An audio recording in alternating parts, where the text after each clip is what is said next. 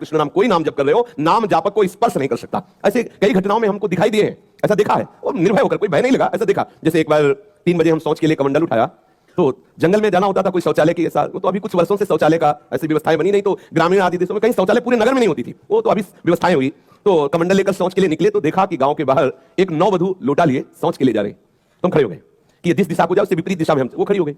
फिर विचार किया कि हमें लगता है ये यहीं शौच में बैठना चाहती, तो हमने रफ्तार बढ़ाई। जब रफ्तार बढ़ाई तो देखा कुछ दूर आगे जा रही, तो लगा कि ये तो पीछे खड़ी थी आगे।